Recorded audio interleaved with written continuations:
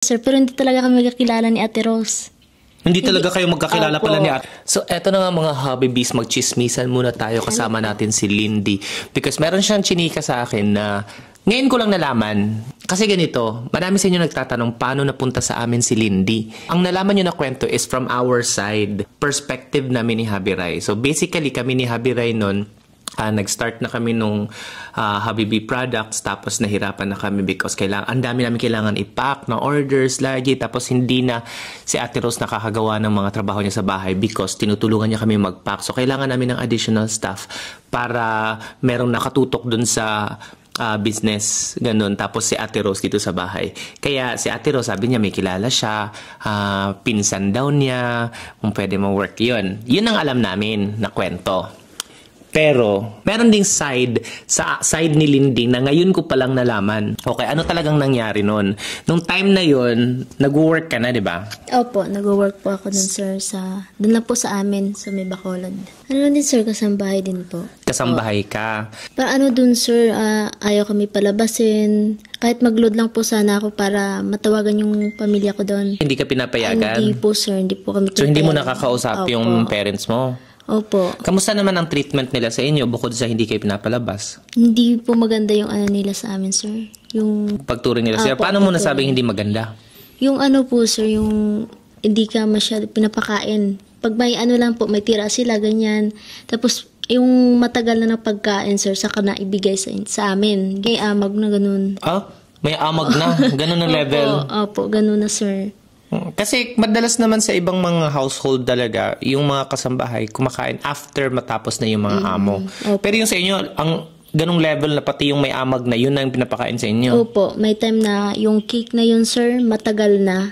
Tapos, saka sa amin binigay, sabi ng boss ko, sabi niya, kainin nyo yan, bawal yan itapon, gano'n. Pagalitan kayo pag nakita sa basurahan? Opo. Nag-decide ako na sana may malipatan po ako na ano. Gusto mo nang umalis? Gusto ko nang umalis doon. Kaso, paano ka aalis? Wala kang load, hindi mo matawagan yung mga magulang mo. Opo, sir. Naghanap ako ng kung sino yung online, gano'n, para sana makahingi ako ng load.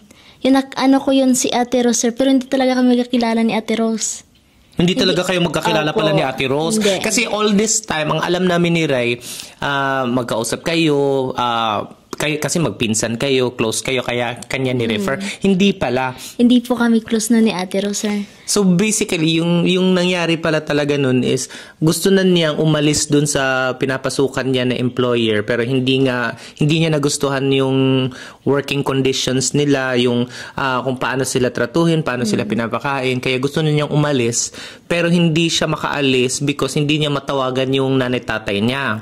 Kasi wala siyang load. Kaya ginawa niya, nag-online siya para maghanap kung sino ang online na pwede niyang hinga ng tulong. Mga kilala po. Mga kilala mo na, uy, pwede magpa-load, gano'n. Opo. Tapos, saktong-sakto nung time na yon online si Ate Rose. Si Ate Rose, sabi ko, itry ko nga to, pinsan ko to, sabi ni Mama. Sabi Kahit ko, hindi ka nag-uusap? Hindi po. Ano sabi mo? Sabi ko, hello po Ate Rose. Pero ano yun, sir, mga Ilonggo yung ano namin, yung usapan namin. Sabi ko, pwede bang makahingi ng load kahit 20 lang, ganun. Kahit 20 lang, Opo, para tawagan ko lang sa isa. Ano sabi ni Ate Rose? Ayun, sir, nag-ano sa kaagad. Sige, send mo yung number mo, ganun yun. Ang bait naman ni Ate Rose pag ganun. Agad. Kasi di ba minsan, pag merong mga mag-message sa atin na hindi naman natin nakakausap ng regular, tapos bigla na lang susulpot sa message, minsan hindi natin pinapansin yun eh. Kasi, sino to? Bakit? Tapos bigla na lang susulpot, di ba? Pero, interesting na in this situation, si Ate Rose, kahit bigla ang nag-message sa kanya nang hingi ng load, pinansin niya agad. Opo, pinansin. Actually, gusto ko tanongin si Ate Rose, bakit kanya pinansin agad? Eh, hindi naman kayo nag-uusap. Pero pinadalan kanya agad ng load. Pero ano, sir, hindi pa siya marunong. Sinend niya yung sa Gcash ko, sir. Nagkamali pa siya. Nagkamali po siya. Tapos, bako, Ate Rose, parang wala pong nasend na load. May nasend ko na. Pala, mali pala ako sa ano mo pala sa Gcash mo nasend. Nag-send sa ulit, sir, ng 50 ulit. 20 lang hiningi mo, pero 50 pinadala niya sa Gcash. Tapos since hindi mali yung padala niya, nagpadala pa siya ng load ng 50. So, 100 total. 100 na po total. Galante naman para si Ate Rose. Dahil niloadan ka niya, dun mo na tawagan yung mama at papa mo. Kaya sinundo ka na. Tapos nag-ano na kami ni Ate Rose, sir, may conversation na kami, nag-uusap na. Kamusta ka dyan? Tapos yun na, sir. Tapos nag-offer siya na naghahanap daw siya ng kasama dito. Nga kami, naghahanap kami. Opo. Kasi sabi ko, pag-isipan ko kasi hindi ko pangarap na magtrabaho dito sa Manila, sir, sa malayo. malayo. Sabi ko, dito lang ako, Ate Rose. Tapos baka meron ka pang trauma din sa Opo. pamamasukan. Baka... Sabi ko, na baka hindi ko, kasundo yung mga boss ko, parang iba yung trato. Baka hindi ako makauwi, Ate Rose, kasi malayo, sabi ko sa kanya. Pinag-isipan ko yan, ilang araw din po. Nahirapan ka nga nung sa Bacolod, paano ka uwi? Pag Opo. dito, pag hindi mo kami nagustuhan, paano ka uwi? Ganyan po. Tas, Lilipad ka na lang. Wak, wak. So yun, sabi ni Ate Rose na naghahanap kami, so pumayag ka. No? Matagal mong pinag-isipan. Hindi po ako pumayag, sir. Sabi ko, Ate Rose, muna ako, magpaalam muna ako dito, uwi muna ako, tapos magpaalam muna ako kina mama at tatay. Gusto mo talaga mag-aral. Opo, gusto po sana, sir. Pero, Kaso wala pong sir eh.